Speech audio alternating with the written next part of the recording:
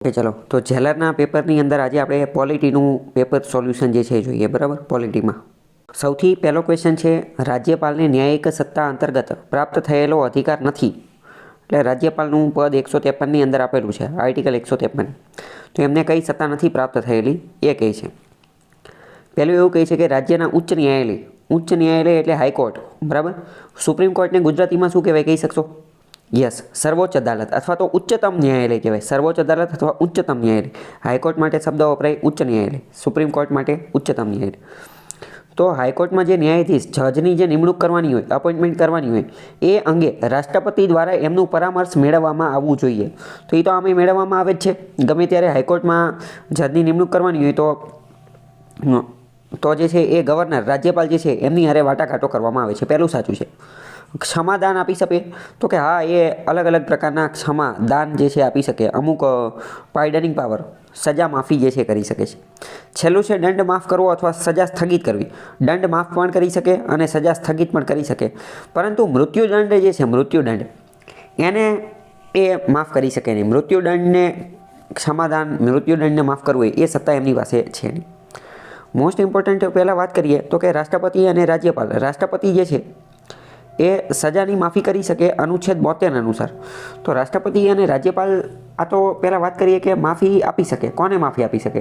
तो कि आज सजा जे छे एनी माफ़ी आपी सके। चलो ये तो समझी गया, पण कुल केटला प्रकारनी सजा जे छे एने माफ़ी आपी सके ए ख्याल छे तमने? तो कुल 5 प्रकारनी सजा जे छे एनी माफ़ी आपी सके। आनी माटे मैं बहु पहला एक विडियो बनावेलो तो एक ट्रीक आपेली हती कि PCRRR जे माफ़ी आपी सके तो एना 5 प्रकार है। P एटले के पार्डनिंग, पार्डन एटले के माफ़ी आपी सके। C एटले के कम्यूट एटले के चेन्ज, सजानो प्रकार बदली सके। सजा जे होय एनो प्रकार ज बदली नाखे। पछी R एटले के रिस्पाइट, बीजो R एटले के रेमिशन अने त्रीजो R एटले के रिप्राइव। रिस्पाइट रेमिशन अने रिप्राइव। तो आ 5 प्रकारनी माफ़ी जे छे ए आपी सके। बाकी एनी उपर अलग डेडिकेटेड विडियो छे ए जोई लेजो। अत्यारे खाली टूंकमां कही दो। पहेलुं पार्डन एटले के 100% माफ़ी आपी दे। कम्यूट एटले C उपरथी याद राखवानुं चेन्ज, सजानो प्रकार जे छे बदली नाखे। सजानो प्रकार जे छे बदली नाखे। पछी छे रिप्राइवनो मतलब तो शुं थाय? रिप्राइवनो मतलब एम थाय के वंचित राखવું। रिप्राइवनो मतलब शुं थाय? वंचित राखવું। एटले के हवे रिव्यू माटे गयेलुं छे, फांसीनी सजा आपी छे अने रिव्यू माटे गयेलुं छे तो एटलो समय तो एने वंचित राखवामां आवशे ने तो ए बराबर। पछी छे रिस्पाइट अने रेमिशन बराबर। तो रेमिशन जे छे एमां एनी अंदर मॉडिफिकेशन करवामां आवे जे सजा होय एमां बराबर। बाकी तमे विडियो जोई लेजो तमने ख्याल आई जाय। ओके, बीजो क्वेश्चन छे नीचेनामांथी कयुं विधान संविधानमां सुधारालक्षी प्रक्रिया संदर्भे खोटुं छे? બંધારણમાં સુધારો અનુચ્છેદ 368 અંતર્ગત થાય છે બરાબર। તો પહેલું એવું કહે છે આપણે ખોટું કહેવાનું છે તો કે સુધારા માટે પ્રસ્તુત થયેલ ખરડો માત્ર લોકસભામાં જ પસાર કરી શકાય છે। આ વાત સાચી કે ખોટી? આ વાત ખોટી છે। કેમ? કારણ કે રાજ્યસભામાં પણ પસાર કરી શકાય, રાજ્યસભામાં પણ પસાર કરી શકાય। બીજું ચલો હું તમને એક વિધાન કહું કે બંધારણીય સુધારા માટેનું વિધેયક अथवा तेनी माटेनो खरडो राज्यनी विधानसभामां पण रजू करी शकाय छे। साची वात के खोटी वात? खोटी वात छे। आ विधान खोटुं छे कारण के બંધારણમાં સુધારો કરવા માટેની બધી સત્તા જે છે, બંધારણમાં સુધારો કરવાની શરૂઆત જે છે, બંધારણમાં સુધારો કરવાની શરૂઆત એ કેન્દ્ર જ કરી શકે। પાર્લામેન્ટ સંસદથી જ થઈ શકે, રાજ્ય ક્યારેય કરી શકે નહીં। રાજ્ય જે છે એની અંદર કોઈ રોલ છે નહીં। સમવર્તી યાદીમાં અથવા રાજ્ય યાદીમાં સુધારો કરવો છે, રાજ્ય યાદીનો કોઈ છે એની અંદર એ માની લો કે બંધારણીય સુધારો કરવો છે તો પણ બંધારણીય સુધારો કરવાનો પાવર જે છે એ તો સંસદ પાસે જ છે બરાબર। તો એ પણ મોસ્ટ ઇમ્પોર્ટન્ટ યાદ રાખો। બીજું, સંસદના બંને ગૃહોમાં ખરડો સ્વતંત્રપણે પસાર કરવામાં આવે છે। એ વાત બિલકુલ સાચી છે કે ખરડો બંધારણમાં સુધારો કરવો છે તો બંને ગૃહોમાં અલગ અલગ પસાર કરવો પડે, એટલે કે લોકસભામાં અને રાજ્યસભામાં। એવું શા માટે કર્યું હશે એનું હું તમને અત્યારે કારણ આપી દઉં। એનું કારણ એ છે કે બંધારણીય સુધારો જે છે ને એ બહુ ખતરનાક વસ્તુ છે। જો બંધારણીય સુધારો એને થોડીક અઘરી બનાવવી પડે ને, કારણ કે જો એને સરળ રાખે તો એવું બની શકે કે રોજ રોજ બંધારણમાં સુધારો કરી નાખે, અડધી કલાકે, કલાકે 5-5 મિનિટે મજા આવે એમ બંધારણમાં સુધારો કરવા માટે. એવું ન થાય એટલે બંધારણની પ્રક્રિયાને થોડીક અઘરી બનાવવી પડે, પહેલી વસ્તુ આ. બીજી વસ્તુ તો કે આ જે જોઈન્ટ સિટિંગ એટલે કે સંયુક્ત બેઠકનું આયોજન કરવામાં આવે અમુક વાર, સંયુક્ત બેઠક. હવે ચાલો તમે મને વિચારીને કહો, સંયુક્ત બેઠક કરવામાં આવે, કોઈ ખરડા માટે સંયુક્ત બેઠક કરવામાં આવી તો ફાયદો કોને થવાનો છે? લોકસભાને, રાજ્યસભાને, કે કોઈને ફાયદો નથી થવાનો? વિચારીને કહો તો. જો સંયુક્ત બેઠકનું આયોજન કરવામાં આવશે ને તો લોકસભાને ફાયદો થશે. કેમ? કારણ કે હું તમને એની પહેલાં બીજી એક વાત કીધું કે લોકસભામાં 550ની આજુબાજુ સભ્યો છે, રાજ્યસભામાં 250ની આજુબાજુ સભ્યો છે. હવે જ્યારે બે ભેગા થઈ અને બેની સંયુક્ત બેઠક થાય તો જ્યારે સંયુક્ત બેઠકમાં મંજૂરી લેવાની હોય ને ત્યારે તો સાદી બહુમતીની જરૂર હોય. ત્યારે તો કેવી? સાદી બહુમતીની જરૂર હોય. ખાલી સાદી બહુમતી હોય તો પણ થઈ જાય. તો આ બે ભેગા થઈ અને કેટલા તો કે 800 જણા ભેગા થશે અને સાદી બહુમતી લાવવાની છે તો લોકસભાનું પલડું ભારે પડશે ને. આ તો બધા ના પાડી દેશે તો પણ કોઈ એટલો બધો ફેર પડશે નહીં, બધા ભેગા થઈ જશે તો પણ. કેમ? કારણ કે સાદી બહુમતી લાવવાની છે અને લોકસભા એમનો સાથ ન દે તો ચાલે નહીં. તો બંધારણીય સુધારામાં આવું થાય તો ન ચાલે ને. એટલે એવું નક્કી કર્યું કે ભાઈ બંધારણીય સુધારા માટે જોઈન્ટ સિટિંગ સંયુક્ત બેઠક ન લાવી શકાય, એને બંને ગૃહોની અંદર અલગ અલગ રીતે સ્વતંત્રપણે જે છે એ પસાર થવો પડશે. સ્વતંત્રપણે પસાર થશે તો જ ચાલશે, બરાબર. તો આનો કોન્સેપ્ટ મગજમાં બેસી ગયો, ખબર પડી કે આવું શા માટે રાખ્યું. ત્રીજું, ખરડાને પસાર કરવા માટે રાષ્ટ્રપતિની મંજૂરી જરૂરી હોય છે. સાચી વાત કે ખોટી વાત?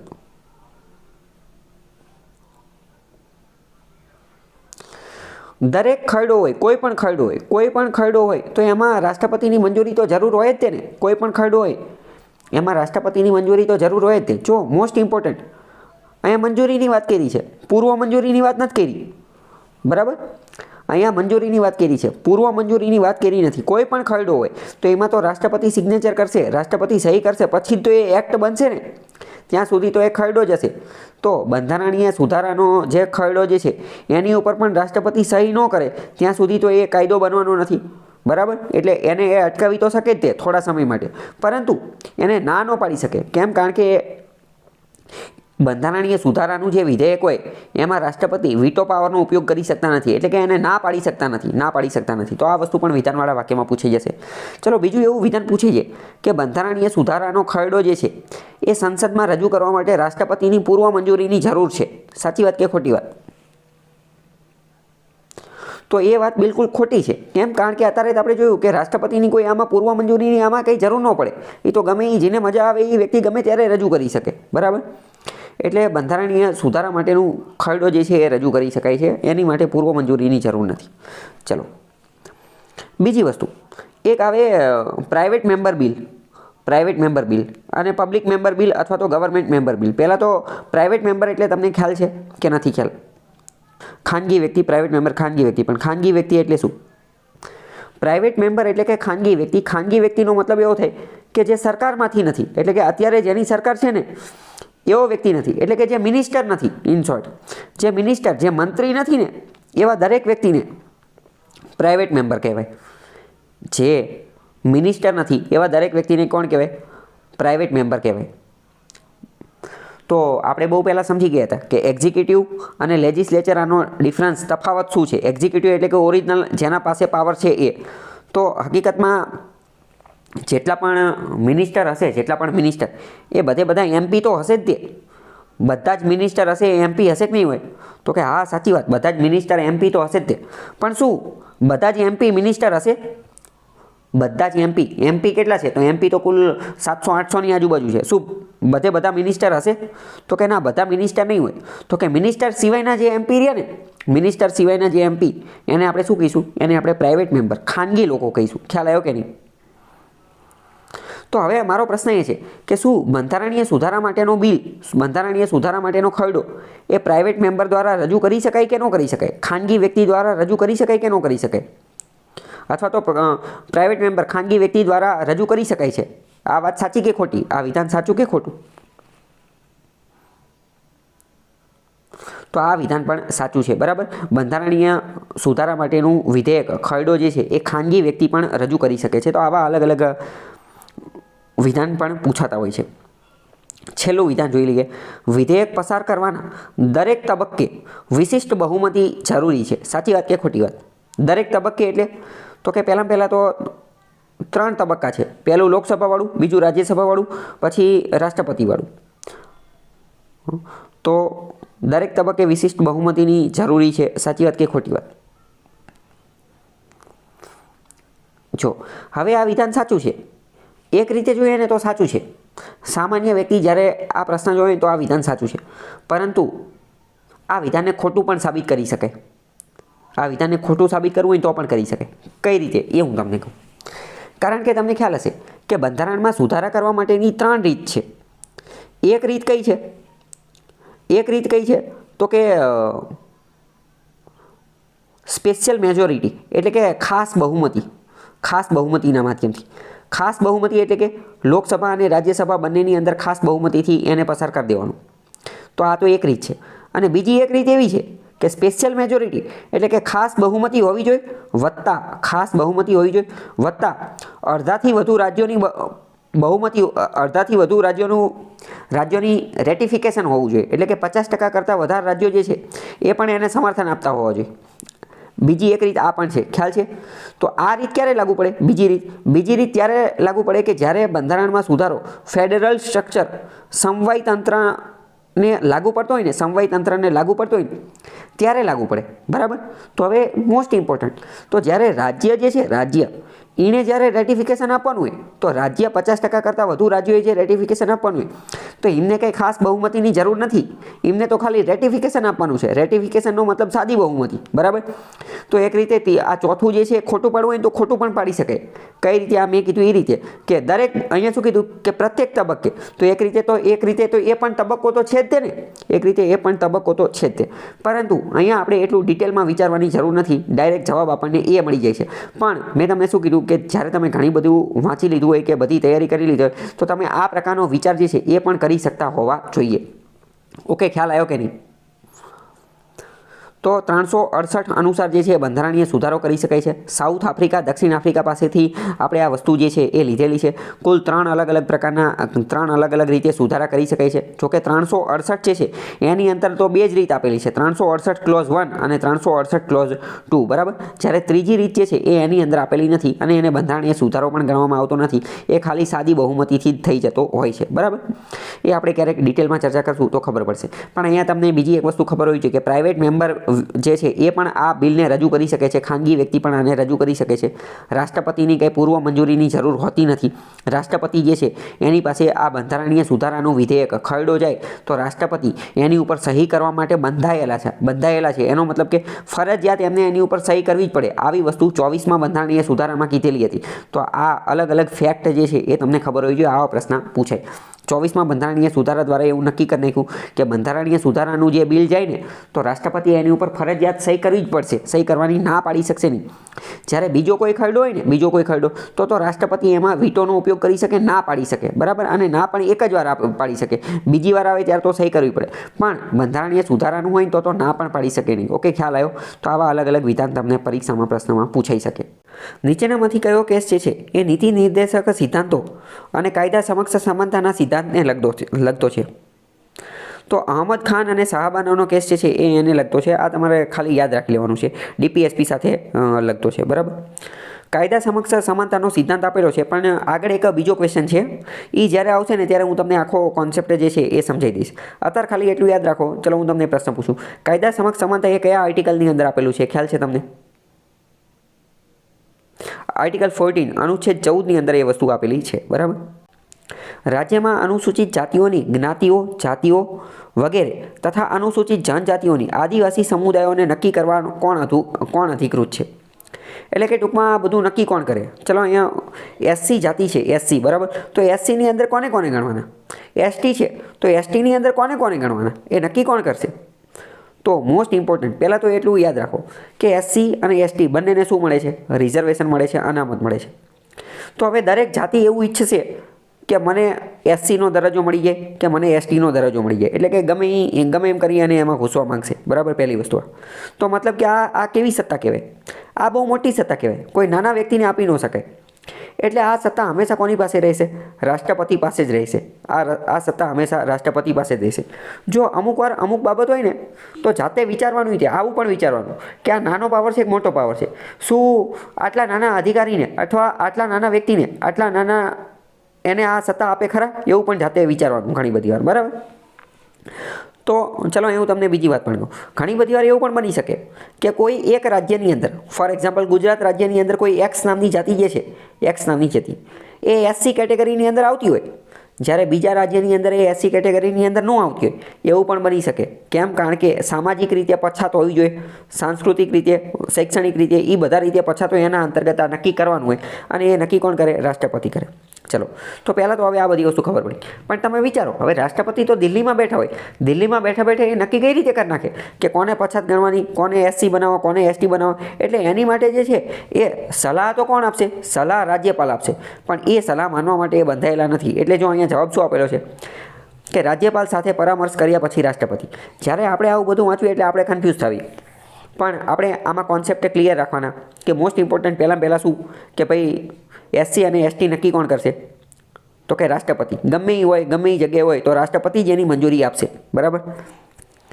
શિડ્યુલ એરિયા અનુસૂચિ 4 અનુસૂચિ 5ની અંદર જે શિડ્યુલ એરિયા જે છે ત્યાં પણ એસસી એસટીનું સ્ટેટસ આપવાનું હોય તો પણ આપશે તો રાષ્ટ્રપતિ જ તે આપશે. તો કોણ? રાષ્ટ્રપતિ જ તે રાષ્ટ્રપતિ જ આપશે. પરંતુ વાટાઘાટો કોણની સાથે કરશે? રાજ્યપાલ સાથે. કેમ? કારણ કે રાષ્ટ્રપતિ જે છે એને કોઈ ગ્રાઉન્ડ લેવલની બાબત ખબર ન હોય, ગ્રાઉન્ડ લેવલે શું ચાલી રહ્યું છે એ ખબર ન હોય, એ પોતાની ઓફિસમાં બેઠા હોય. એટલે આવું જે છે એ યાદ રાખવાનું, બરાબર. પહેલી વસ્તુ આ. બીજી વસ્તુ તો પ્રશ્ન થાય કે આવી જ રીતે ઓબીસી પણ આવે છે, ઓબીસી અધર બેકવર્ડ ક્લાસ. તો ઓબીસી કોણ છે એ નક્કી કોણ કરશે? તો એક રીતે તો એ પણ રાષ્ટ્રપતિ દ્વારા જ નક્કી કરી શકાય, રાષ્ટ્રપતિ. પરંતુ અહીંયા બીજી મહત્ત્વની વસ્તુ છે. થોડા સમય પહેલાં સુપ્રીમ કોર્ટે એક ચુકાદો આપેલો હતો અને આઈ થિંક બંધારણીય સુધારો પણ કરેલો હતો. સુધારાની તો એક્ઝેક્ટ મને ખ્યાલ નથી, પરંતુ હવે ઓબીસી જે છે, ઓબીસીનું લિસ્ટ દરેક રાજ્ય પણ પોતાની રીતે બહાર પાડી શકે છે. દરેક રાજ્ય પણ પોતાની રીતે ઓબીસીનું લિસ્ટ જે છે એ બહાર પાડી શકે છે, બરાબર. જ્યારે આવી રીતે દરેક રાજ્ય એસસીનું કે એસટીનું લિસ્ટ બહાર પાડી શકે કે ન પાડી શકે? ચલો તમે વિચારીને કહો. તો આવી રીતે એસસી કે એસટીનું લિસ્ટ દરેક રાજ્ય બહાર ન પાડી શકે. એ ખાલી અને ખાલી પ્રેસિડેન્ટ એટલે કે રાષ્ટ્રપતિ જ બહાર પાડી શકે, અથવા એવું કહી શકાય કેન્દ્ર જ બહાર પાડી શકે. કેમ? કારણ કે કેન્દ્રના દિશા નિર્દેશ ઉપર જ તો રાષ્ટ્રપતિ કામ કરે છે. એટલે કેન્દ્ર રાષ્ટ્રપતિ જ બહાર પાડી શકે એસસી અને એસટી. જ્યારે ઓબીસીનું જે છે એ તો રાજ્ય પણ બહાર પાડી શકે. સુપ્રીમ કોર્ટમાં આને લગતો કેસ પણ હતો અને એ બહુ ચર્ચામાં હતું, બરાબર. તો આખું તમને ખ્યાલ આવી ગયો છે. નીચેનામાંથી કયું કાર્ય ચૂંટણી પંચનું નથી? ચૂંટણી પંચ માટે શબ્દ વાપરેલો છે ભારતીય નિર્વાચન આયોગ. હિન્દીમાંથી બેઠું ઉપાડેલું એવું લાગે છે. નિર્વાચન એ હિન્દીમાં વપરાય છે. Election commission. ઇલેક્શન કમિશન જે છે ECI, election commission of India, બંધારણીય સંસ્થા છે. આર્ટિકલ 324 અનુચ્છેદ 324ની અંદર આપેલી છે. અનુચ્છેદ 324ની અંદર. ચલો, હવે મારો મોસ્ટ ઇમ્પોર્ટન્ટ પ્રશ્ન. પહેલાં તો ચૂંટણી પંચ જે છે એ કોની ચૂંટણી કરાવે છે? તમે વિચારીને કહો. ઓકે, ચલો હું તમને ગમે ત્યારે એક મહત્ત્વની વસ્તુ યાદ રાખો. ઇલેક્શન કમિશન ઓફ ઇન્ડિયા, ભારતનું ચૂંટણી પંચ, એ કુલ છ અલગ અલગ વસ્તુની ચૂંટણી કરાવે છે. 6 અલગ અલગ વસ્તુની. 6ના નામ તમને ખબર હોવી જોઈએ. કોની? એક તો લોકસભાની ચૂંટણી કરાવે છે, બીજું રાજ્યસભાની ચૂંટણી કરાવે છે, પછી પ્રેસિડેન્ટની ચૂંટણી કરાવે છે, પછી વાઇસ પ્રેસિડેન્ટ એની ચૂંટણી કરાવે છે. આ ઉપરાંત રાજ્યની વિધાનસભાની ચૂંટણી કરાવે છે. આ ઉપરાંત રાજ્યની વિધાન પરિષદની ચૂંટણી કરાવે છે. તો 1, 2, 3, 4, 5 અને 6 કુલ 6 અલગ અલગ બોડી અથવા કુલ 6 અલગ અલગ વસ્તુ છે એની ચૂંટણી કરાવે છે. 6ના નામ તમને ખબર હોવી જોઈએ. ફરીથી લોકસભાની, રાજ્યસભાની, પ્રેસિડેન્ટ, વાઇસ પ્રેસિડેન્ટ, વિધાનસભા અને વિધાન પરિષદ, બરાબર. જો પહેલાં તો ઓપ્શન આપેલા હોય તો તમને ખબર પડી જ જાય કે આવું કરાવે છે. પણ તમને આ મોઢે ખબર હોવી જોઈએ. કારણ કે મેઇન્સમાં અમુક વાર માની લો કે ક્વેશ્ચન પૂછાઈ ગયો અથવા માની લો કે આની ઉપર નિબંધ પૂછાઈ ગયો ત્યારે તમને આ બધી વસ્તુ ખબર હોવી જોઈએ. બાકી લોકસભાની, રાજ્યસભાની કરાવે છે એ તો બધાને ખબર જ હોય, રાષ્ટ્રપતિને કરાવે છે એ બધી ખબર જ હોય. પણ રાઈટ ટાઈમે ચોપડી વગર મોઢે યાદ હોવું ને એ ખાસ જરૂરી છે, બરાબર. તો આ બધી વસ્તુ મોઢે યાદ હોવી જોઈએ. પહેલી વસ્તુ. અને રાજ્ય ચૂંટણી પંચ એ કોની કરાવે છે? તો રાજ્ય ચૂંટણી પંચ એ તો પંચાયતી રાજની કરાવે છે. પંચાયતી રાજ એટલે કે ગ્રામ પંચાયત, તાલુકા પંચાયત, જિલ્લા પંચાયત અને નગરપાલિકાઓની ને એ બધી, બરાબર. તો હવે આના આધારે આપણે ક્વેશ્ચન જોઈએ પહેલું એમ કહે છે કે રાજ્યની વિધાનસભાઓની ચૂંટણીઓનું સંચાલન કરવાનું. તો રાજ્યની વિધાનસભાની ચૂંટણી એ ઇલેક્શન કમિશન ભારતનું ચૂંટણી પંચના અંતર્ગત આવે કે ન આવે? તો કે હા, પહેલું તો એની અંતર્ગત જ આવશે. બીજું, રાષ્ટ્રપતિ અને ઉપરાષ્ટ્રપતિની ચૂંટણીનું સંચાલન એ એની અંતર્ગત આવશે કે નહીં આવે? તો કે હા, આવશે. અત્યારે તો મેં તમને સમજાવી દીધું. છેલ્લું જો, લોકસભા અથવા વિધાનસભાની ચૂંટણી પહેલાં મતદાર યાદીઓ તૈયાર કરવી. તો મતદાર યાદી તૈયાર કરવા માટેનું કામ જે છે એ પણ ચૂંટણી પંચનું જ છે. તો ડી પણ સાચું છે, પરંતુ સી ખોટું છે, કારણ કે લોકસભાના અધ્યક્ષ અને ઉપાધ્યક્ષની ચૂંટણી એ આ કરાવતું નથી. તો ચાલો તમે વિચારીને કહો, લોકસભાના અધ્યક્ષ અને ઉપાધ્યક્ષની ચૂંટણી કઈ રીતે થાય છે? રાઈટ, લોકસભાની જે પ્રથમ બેઠક હોય એ પ્રથમ બેઠકની અંદર જ તે અંદર જે છે એ આપસમાં જ તે આની ચૂંટણી કરવામાં આવે છે અને એના અંતર્ગત અધ્યક્ષ અને ઉપાધ્યક્ષ નક્કી કરવામાં આવે છે. બરાબર, ખ્યાલ આવ્યો કે નહીં? તો આ એનું કાર્ય છે. ચલો, હવે બીજું કે ઇલેક્શન કમિશન પાસે કેટલી સત્તા છે એ તમને ખબર હોવી જોઈએ. તો આને યાદ રાખવા માટેનું અત્યંત મહત્વની બાબત, પાના નંબર 9માં આવી જાઓ કે ઇલેક્શન કમિશન પાસે 3 પ્રકારની સત્તા છે, 3 પ્રકારના પાવર છે. એક તો એડમિનિસ્ટ્રેટિવ પાવર એટલે કે વહીવટી સત્તા, એક તો વહીવટી સત્તા, બીજું એડવાઇઝરી પાવર એટલે કે સલાહકારી સત્તા, અને ત્રીજું ક્વાસી જ્યુડિશિયલ એટલે કે અર્ધન્યાયિક સંસ્થા, અર્ધન્યાયિક પ્રકારના સત્તા. બરાબર, ચૂંટણી પંચ બંધારણીય સંસ્થા છે, અત્યંત મહત્વની સંસ્થા છે. તો એની પાસે 3 પ્રકારની સંસ્થા છે. એક રીતે ચૂંટણી પંચ જે છે ને એ ભારતીય બંધારણના 4 વોચડોગ કહેવામાં આવે છે. ભારતીય બંધારણની 4 અત્યંત મહત્વની સંસ્થા જે હોય ને, તો એમાંની એક સંસ્થા કઈ છે? ઇલેક્શન કમિશન ઓફ ઇન્ડિયા, ભારતનું ચૂંટણી પંચ. બરાબર, એને વોચડોગ નામ આપવામાં છે. આ 4 વોચડોગ કયા છે એ હું તમને અત્યારે કહી દઉં. એક તો સુપ્રીમ કોર્ટ, એક તો ઇલેક્શન કમિશન એટલે કે ચૂંટણી પંચ, એક CGI એટલે કે કોમ્પ્ટ્રોલર and auditor general of India, અને જે લાસ્ટમાં જે છે એ છે UPSC. બરાબર, તો આને 4 વોચડોગ કહેવાય છે. તો તમે વિચારો, 4 વોચડોગ જે છે એટલે કે સમગ્ર ભારતનું બંધારણનું દેખરેખ રાખવાનું, એમાંની એક ઇલેક્શન કમિશન ચૂંટણી પંચ છે. તો એક રીતે બહુ ખતરનાક બોડી છે. તો આખી બોડી એ ઘણા બધા કામ કરતી હોય. બધાય કામને યાદ રાખવા માટેની ટ્રીક શું? બધાય કામને યાદ રાખવાની ટ્રીક AAQ એટલે કે એના બધા કામ જે છે એ 3 ભાગમાં વિભાજિત થયેલા છે. એડમિનિસ્ટ્રેટિવ વર્ક એટલે કે વહીવટી કામ, એડવાઇઝરી વર્ક એટલે કે સલાહકારી કામ, અને ક્વાસી જ્યુડિશિયલ એટલે કે અર્ધન્યાયિક કામ, ન્યાય આપવાનું કામ. તો ચલો પહેલાં વિચારો, એડમિનિસ્ટ્રેટિવ કામની અંદર શું? તો કે એડમિનિસ્ટ્રેટિવ કામની અંદર પહેલું તો એ કે ચૂંટણીનું આયોજન કરવું. તો ચૂંટણીની આયોજન કરવા માટે એ શું કરીએ કે? તો કે ચૂંટણીની આયોજન કરવા માટે પહેલાં તો ટાઈમ ટેબલ બનાવવું પડે, ચૂંટણીની તારીખો નક્કી કરવી પડે, ક્યાં કેટલું નક્કી કરવાનું. બરાબર, એટલે કે ચૂંટણીની તારીખોને એ બધું નક્કી કરવું, ટાઈમ ટેબલને એ બધું નક્કી કરવું, સ્ટાફને ડેપ્લોય કરવો, પર્સોનલ એટલે કે અધિકારીઓને ડેપ્લોય કરવા, સિક્યુરિટી ફોર્સિસ સુરક્ષા બળોને એને બધાને રાખવાના. તો આ બધું શું કામ થયું? આ બધું એડમિનિસ્ટ્રેટિવ બાબત થઈ. આટલું ખબર પડી પહેલાં? પ્રશ્ન પૂછાઈ જશે, ચૂંટણીની તારીખો નક્કી કોણ કરે છે? તો એ તો ખબર જ હોય, ઇલેક્શન કમિશન કરે છે. બરાબર, પણ આ કામ કોણ ના હોય? એડમિનિસ્ટ્રેશનમાં. પહેલી વસ્તુ. બીજી વસ્તુ, આજે ચૂંટણીનું આજે બધું કામ હોય તો એની માટે ઇલેક્ટોરલ રોલ બનાવવા પડે. ઇલેક્ટોરલ રોલ જેને કહેવાય મતદાર યાદી અથવા મતદાર પત્રિકા. તો એ પણ કોણ છાપશે? એનું પ્રિન્ટિંગ કરવાનું કામ કોણ કરશે? તમને ખ્યાલ હશે કે મતદાર યાદી જે છે ને, ગમે તમારે મત દેવા જવાનું હોય તો ઓલું એક ચબરખી લઈ અને આવી જાય, એક ચબરખી લઈ અને તમારા ઘરે આવે કે તમારો અહીંયા મત દેવા જવાનું છે. તો એ ચબરખી શું છે? એ ચબરખી જે છે એ જ ઇલેક્ટોરલ રોલ છે. તો ઇલેક્ટોરલ રોલ છાપે છે કોણ? તો ઇલેક્ટોરલ રોલ છાપે છે ચૂંટણી પંચ. તો એ એનું એડમિનિસ્ટ્રેટિવ કામ છે. ખ્યાલ આવ્યો કે ન આવ્યો?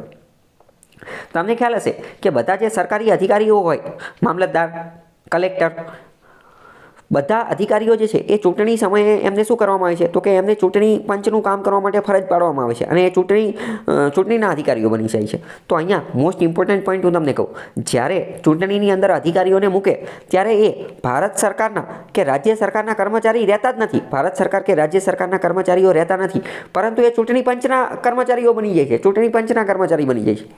જો એ સમયે એમને રજા લેવાની થાય ને, તો એમને રજા રિપોર્ટ પણ પોતાના ઉપરી અધિકારી નથી આપવાનો હતો, પરંતુ એમને રજા રિપોર્ટ જે છે ડાયરેક્ટ ઇલેક્શન કમિશન ચૂંટણી પંચને આપવાનો હોય. એટલે પછી ડાયરેક્ટ કઈ કમિશનરને આપવાનો છે, ઇલેક્શન કમિશનને. પણ કોને? તો કે ચૂંટણી અધિકારી હોય ને, ઇલેક્શન ઓફિસર, પોતાના ડિસ્ટ્રિક્ટની અંદર કે પોતાની જે જગ્યાએ ઇલેક્શન ઓફિસર તરીકે જેને નિમણૂક કરેલી હોય એને આપવાનું હોય છે. બરાબર, તો આ બધું ઇન શોર્ટ શું થયું? એડમિનિસ્ટ્રેટિવ કામની અંદર કઈ કઈ વસ્તુ આવે એ ખબર પડી ગઈ કે ન ખબર પડી ગઈ? હવે બીજું કામ છે એડવાઇઝરી, સલાહકારી કામ. તો સલાહકારી કામ એટલે શું? તો ચૂંટણી પંચ અમુક વાર સલાહ આપવાનું પણ કામ કરી શકે. સલાહ ક્યારે આપે?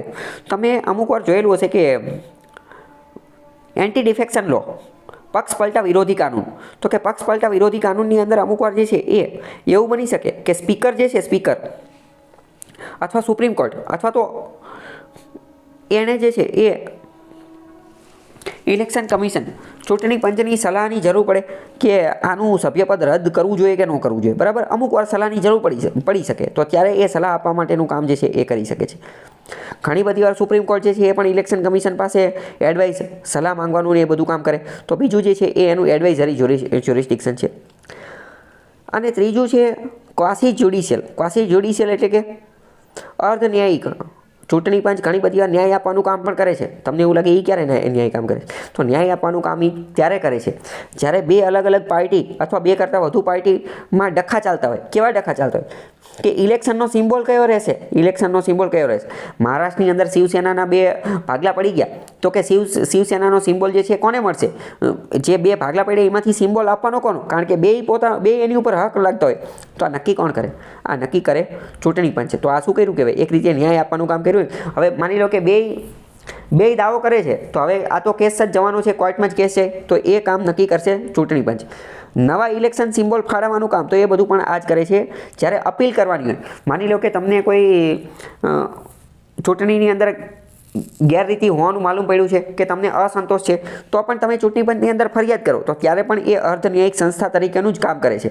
કોઈ પણ આ જે જનપ્રતિનિધિ છે, જનપ્રતિનિધિ તો એ કંઈક આડું અવડું કરતો હોય તો એની વિરુદ્ધ પણ તમે આ ફરિયાદ કરી શકો. એટલે એ ક્વાસી જ્યુડિશિયલ અર્ધન્યાયિક સંસ્થા છે. ઓકે, ખ્યાલ આવી ગયો? આ બધી વસ્તુ ખબર પડી તમને કે ન ખબર પડી? ચલો અહીંયા હવે સાઈડમાં હું તમને બીજો ટોપિક કહું.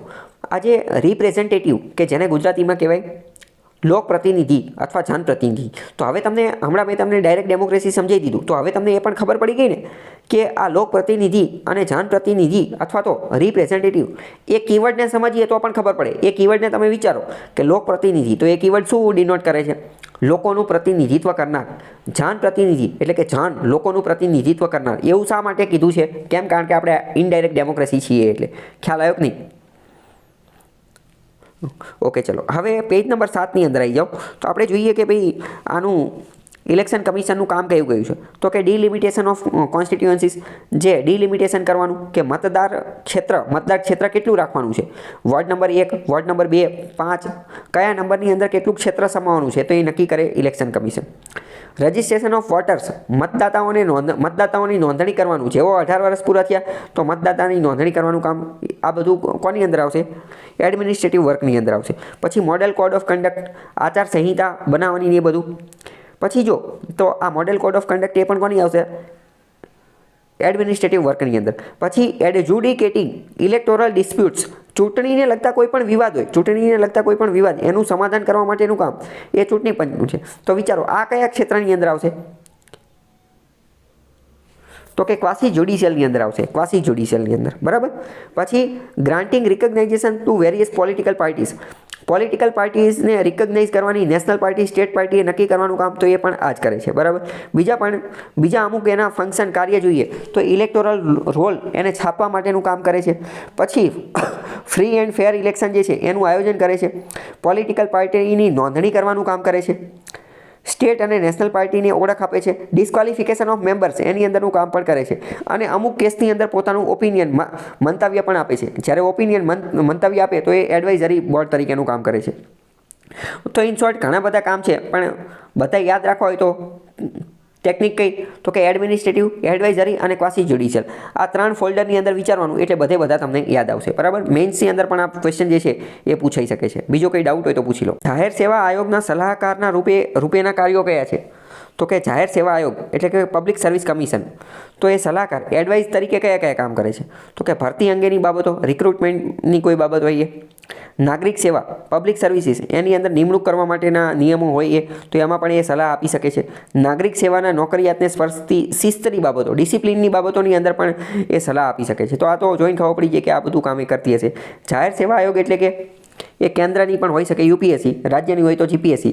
તો એ આપી જ શકે ને કે ભરતી અંગે કેવી બાબતો રાખવી જોઈએ, નાગરિક સેવામાં કેવું. અને આમે જો સલાહકાર એટલે આના એ જે સલાહ આપે એ કોઈ બાધ્યકારી ન હોય, એ માનવા જરૂરી ન હોય, પણ સલાહ તો આપી જ શકે ને. એટલે આ બધામાં એ સલાહ આપતું હોય છે, બરાબર. જાહેર હિતની અરજી એટલે કે પીઆઈએલ પબ્લિક ઇન્ટરેસ્ટ લિટિગેશન એનો કોન્સેપ્ટ આપણે અમેરિકા પાસેથી લીધેલો છે. અને 2 ન્યાયાધીશનું નામ યાદ રાખવાનું છે કે જેમને આનું કામ કરેલું હતું. જસ્ટિસ ભગવતી અને વી.આર. કૃષ્ણ અય્યર અને ભગવતી નામના 2 ન્યાયાધીશ હતા. એમણે આ પીઆઈએલનો કોન્સેપ્ટ લાવેલા હતા. બરાબર, તો આ પણ તમને ખ્યાલ હોવો જોઈએ. અમુક વાર પ્રશ્ન પૂછાઈ ગયો છે ભગવતી અને કૃષ્ણ અય્યરનો. ઓકે. બીજું અમુક વાર આ પ્રશ્ન પણ પૂછાતો હોય છે કે પીઆઈએલ કઈ જગ્યાએ લાગુ પડતી નથી. જીપીએસસીમાં જ આ પ્રશ્ન પૂછાઈ ગયો છે. પીઆઈએલ કયા વિષયમાં લાગુ ન પડી શકે? તો કે લેન્ડલોર્ડ અને ટેનન્ટનો મેટર હોય એટલે કે મકાન માલિક અને ભાડુઆત વચ્ચેના કોઈ ડખા હોય તો એની પીઆઈએલ ન કરી શકે. સર્વિસ મેટર સેવાને લગતી કોઈ બાબત હોય તો પીઆઈએલ ન કરી શકે. પેન્શન અને ગ્રેચ્યુઇટીનો મેટર હોય, કોઈ અધિકારી છે રિટાયર થઈ ગયો, પેન્શનના ડખા ચાલે છે, ગ્રેચ્યુઇટીના ડખા ચાલે છે તો પીઆઈએલ ન કરી શકે. કમ્પ્લેન્ટ અગેન્સ્ટ સેન્ટ્રલ ઓર સ્ટેટ ગવર્મેન્ટના ડિપાર્ટમેન્ટ, રાજ્ય કે કેન્દ્ર સરકારના કોઈ ડિપાર્ટમેન્ટ હોય, લોકલ બોડી એટલે કે પંચાયત ને એ બધું આવી ગયું, એ બધાની અંદર એ બધાના કંઈ ડખા હોય તો પીઆઈએલ નું કરી શકે. પરંતુ એની માટે બીજી 10 આઇટમ રાખેલી છે પીઆઈએલની ગાઈડલાઇનની, એ ખબર હોવી જોઈએ. બીજું મેડિકલ કે એજ્યુકેશનલ ઇન્સ્ટિટ્યુશનની અંદર એડમિશનની બાબત હોય, એડમિશનની બાબત એમાં પ્રવેશ માટેની, તો એની પીઆઈએલ કરી શકાય નહીં. પછી એવી પીઆઈએલ ન કરી શકાય કે હાઈકોર્ટ અને સબઓર્ડિનેટ કોર્ટ એટલે કે તાબાની અદાલતની અંદર કોઈ કેસ પેન્ડિંગ છે એનું ફટાફટ અર્લી હિયરિંગ એટલે કે ઘાયગા ફટાફટ એનો નિવેડો લઈ દો, તો એની માટેની કોઈ પિટિશન કરી શકાય નહીં. પછી વાઇફ, ચિલ્ડ્રન અને પેરેન્ટ એમની મેન્ટેનન્સ, એમના દેખરેખ માટેની જે પિટિશન જે છે એ પણ કરી શકાય નહીં. તો અમુક એ જીપીએસસીમાં પ્રશ્ન પૂછાઈ ગયો છે એટલે હું કહું છું વિધાનમાં આપી દેશે 1, 2, માત્ર 2, માત્ર 3 એટલે